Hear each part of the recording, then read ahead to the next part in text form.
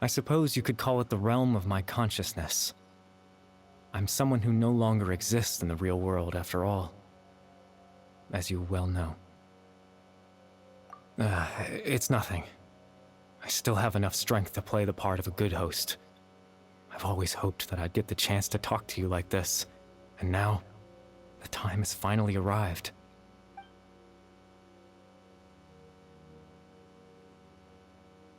Extreme sorrow and pain, hope and regret coursing through your veins, and a degree of abyssal power that defies comprehension. Father told me that once I possessed all those elements, I would become the loom of fate, but despite his intentions for me, I never truly became the loom of fate. I was merely used as a means for its construction.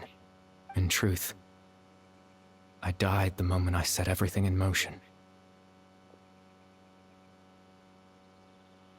The person you see before you now is nothing but a remnant of consciousness left over within the loom of fate.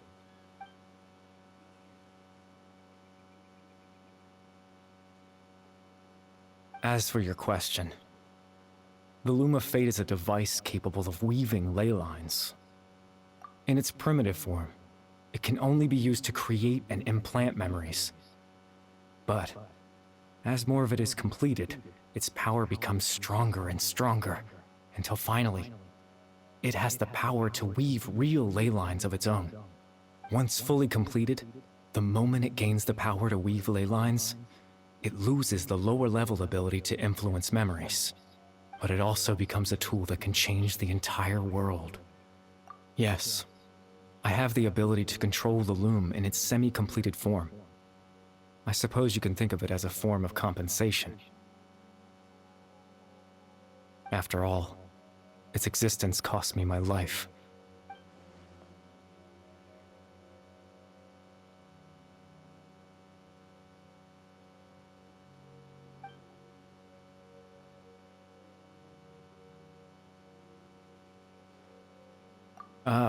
That. I was wrong to implant those memories. I'm sorry I caused so much trouble. Not only for everyone in the village, but for you as well.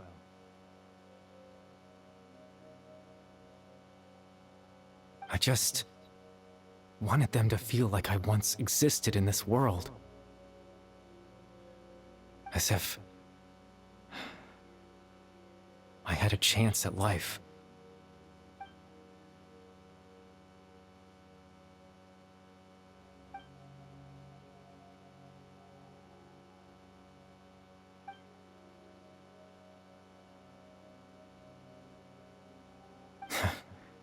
I know what you must be thinking. Why would I do something so meaningless?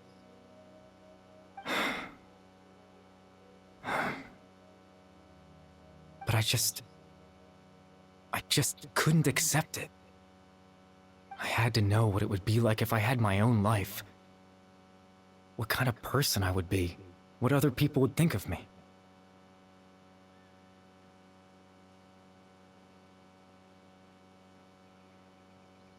Chief Ahmadiyya, Baram, Granny Jahiyat, Atosa. What would it be like if I could live alongside them? No cataclysm, no curse. Just a quiet life in a peaceful village. I was curious, so I selfishly tried to have my own life. Even if that meant piecing together the version of myself that could have been. One memory at a time. I know it sounds stupid. After all, my life ended a long time ago. Any chance at living was stripped away from me when I was 8 years old. My consciousness left to mature in an illusory world of nothingness. Even the form you see before you was nothing but an invention based on my father's appearance. An imagined version of what I would look like if I had the chance to grow up.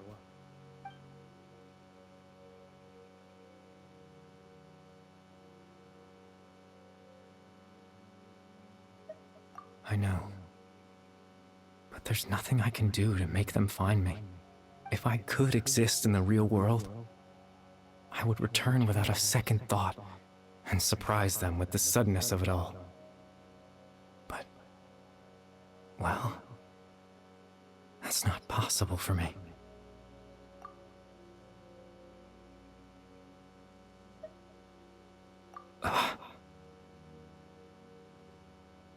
I know.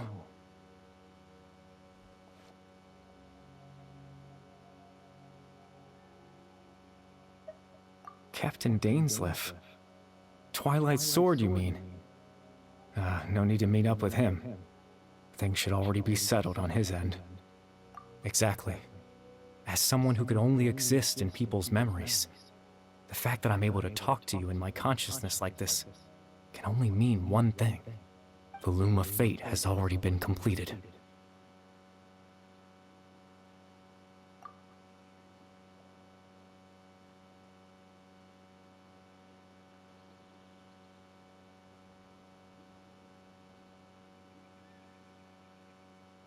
No need to worry about Captain Dainsleif. He's absolutely fine.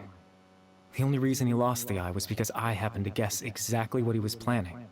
Captain Dainsleif has had the eye inside his body this whole time, hasn't he?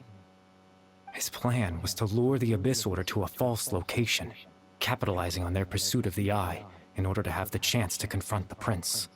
He would then hand the eye to you and tell you to take it away from that location. That way, Captain Dainsleif could accomplish his own goal and ensure the safety of the eye all at once. A very thorough plan. That's right, because in his mind, he had given it to you already.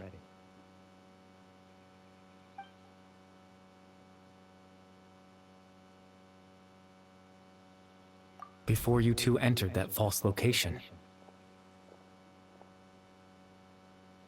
Traveler, wait. Hmm?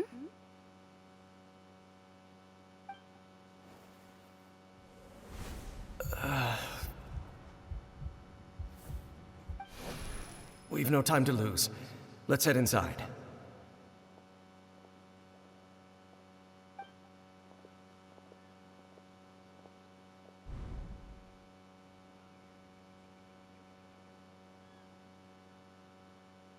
That was when I implanted the memory of him handing you the eye. Given the tense situation at that time, Captain Dainsleif failed to notice anything out of the ordinary, and took that memory to be real.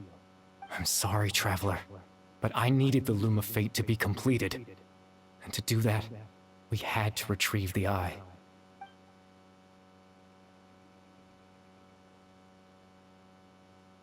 I promise I'm not trying to conceal anything from you, but I truly have no idea what the Prince is planning. Tevat's ley line system is deeply entrenched in the planet. Creating new ley lines can neither replace nor extend the ones that already exist. In the face of everything they could be planning, I fear I'm too insignificant to even get a glimpse of the bigger picture. In any case, I had my own use for the Loom of Fate, and my goal, at least, has been achieved. You remember my father, don't you? Clotar Alberic. I believe you saw him in your sibling's memory. After he used the power of the Abyss to restore consciousness to my Heyyyy form, I suffered from an indescribable level of mental anguish. To comfort me, my father told me a story, that this was a fairy tale world where I had to take on the form of a little monster. That story managed to dispel my fears, even if just for a moment. My goal was simple, to use the Loom of Fate in its near-completed form, when its ability to create memories was at its strongest, to implant a specific memory into the minds of the Heyyyy. In that memory, I would tell them a story, just like my father did for me. It was a story of fairy tales and love. But more than anything, it was the story of us.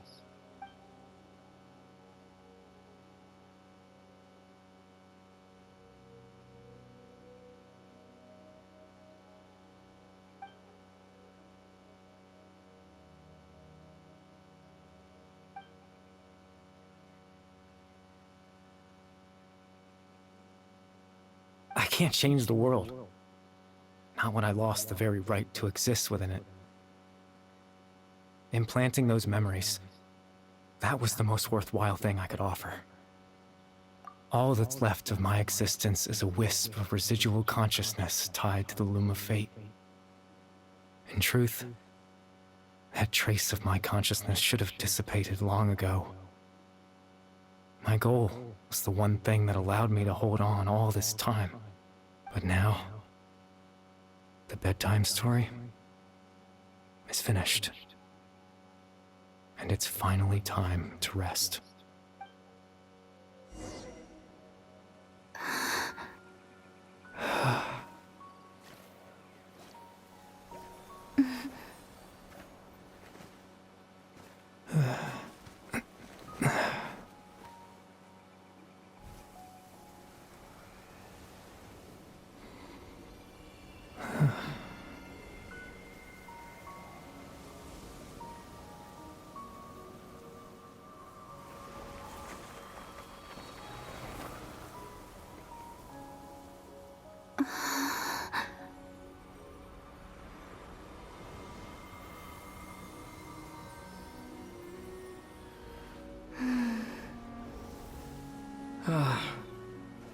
Looks like I was too late to see Caribert one last time.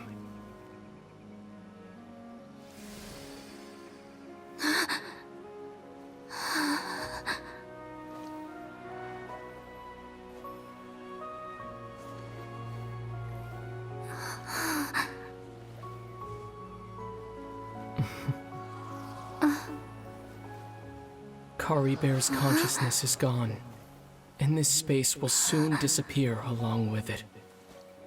Neither of us belongs here. That's why we're not tangible. Were that not the case, I'd love to hug you too. Well, how about a conversation?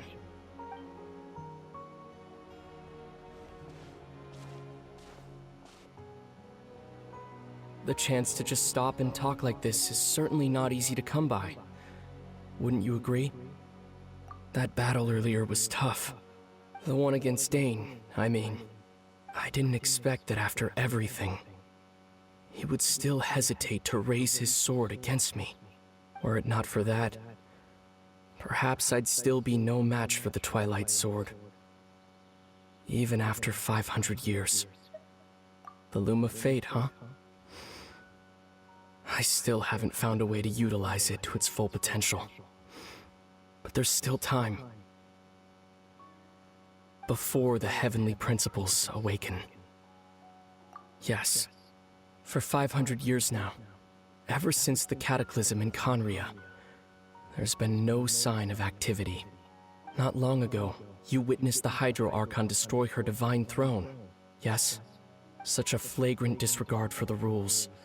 And still Celestia took no action. I suppose that's proof enough of the Heavenly Principles situation. However, the Heavenly Principles will awaken. We just don't know when that will be, or what might trigger it. You could say that. Just look at Caribert. He was so pure and single-minded. The space we now find ourselves is a perfect representation of who he was. Quiet and peaceful, even as a hilly churl. Seeing the terrible sight within the mirror wasn't enough to taint his spirit. He brought comfort to the people of this world, even though he was denied the very right to be a part of it. So ask yourself this. Who was it that deprived him of that right to exist? Of course, that's only one example. My feelings about the heavenly principles are too complicated to explain in just a few words.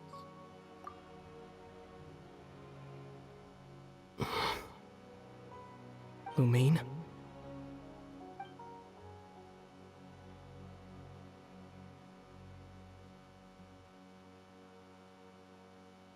You're the only one in this world who calls me that. There's so much I wanted to ask you. But For some reason, I'm not interested in asking those questions right now. There's just one thing I have to ask. One thing I could never understand. Why? Why can't we continue our journey together?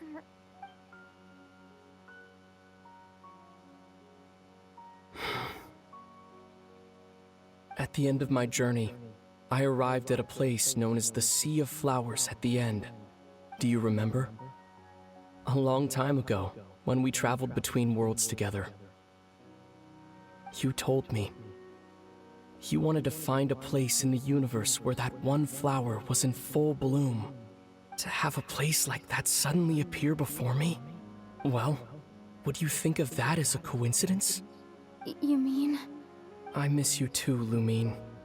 But as this war continues to rage, and as I continue to seek that final answer, I don't even know how to face myself sometimes. Let alone my own sister. What's going on? This space has lost its tether. I doubt it'll be able to exist much longer. In fact, aside from our ability to physically interact with each other, there's something else you should know about this space. With Caribert gone, we won't be able to remember anything that happened here. Everything in this space will be wiped from existence, including all memory of our reunion. You're only telling me this now?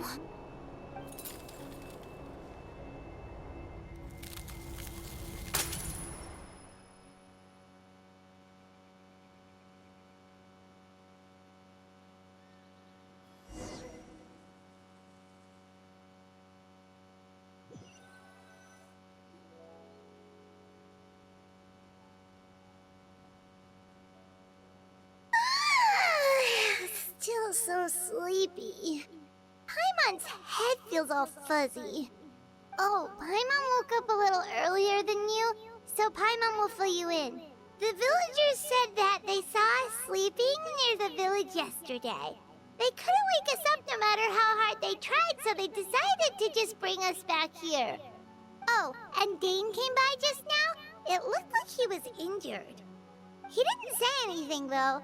Just made sure that you were all right and left. Kinda seemed like he had a lot on his mind, but that's Dain for ya. Let's think for a second. We were in that memory, and we saw that guy you called Caribert.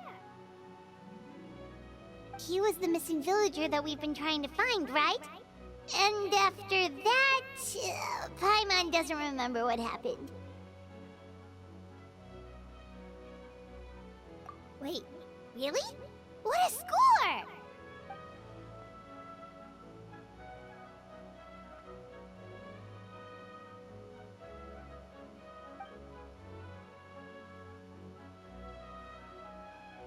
Well, what happened after that?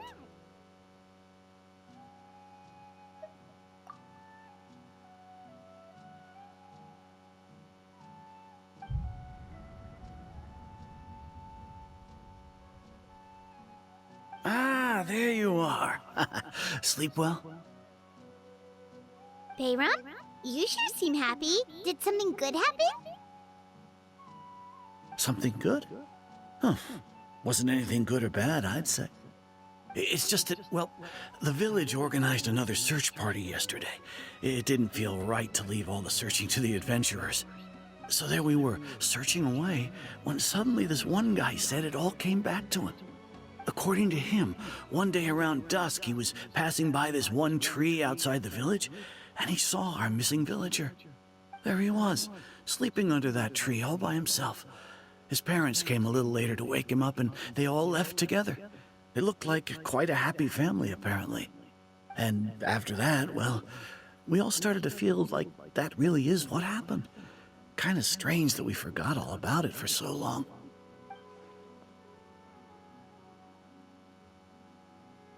Oh, and we also remembered his name, Caribert. Now, that's not a name you hear every day. Would have been helpful if we remembered it sooner.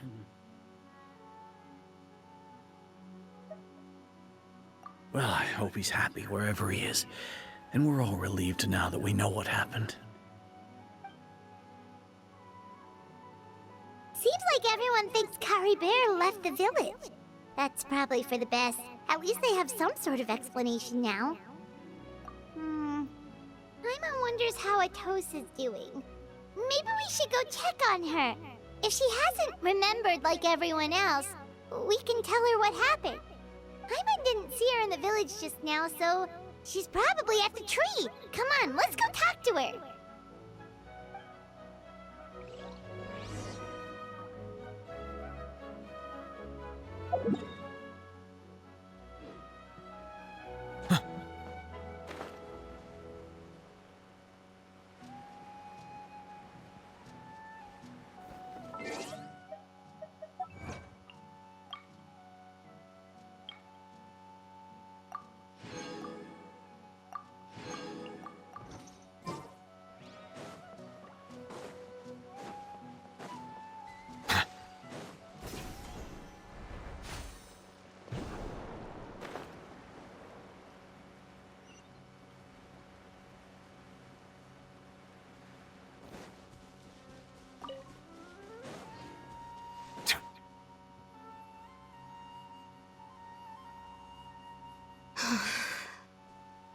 Hey, Atosa, how's it going? Oh, it's you two. I was just about to go looking for you. I wanted to thank you. I was part of the search party, so I remember what happened to Caribert now. Honestly, I just can't believe I forgot something so important.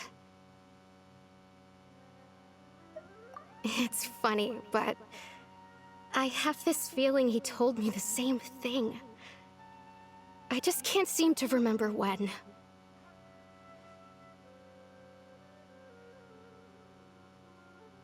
I guess it doesn't really matter anyway. Life is made up of a series of memories. As long as I hold on to our time together, he'll always be a part of my life.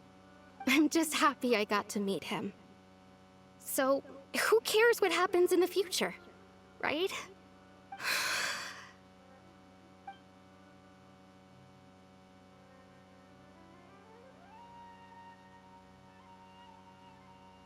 Okay, I'll admit, I'm just putting on a brave face. I was dumped, wasn't I? Otherwise, why would he just leave like that without saying goodbye?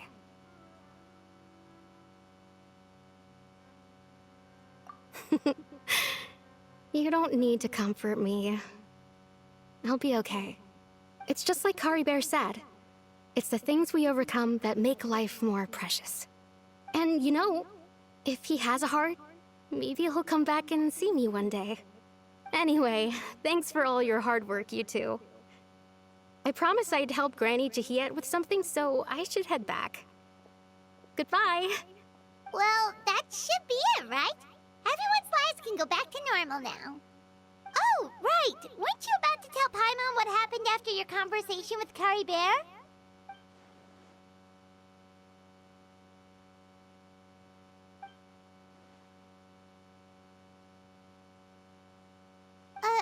A picture? Where'd that come from? Let Paimon see.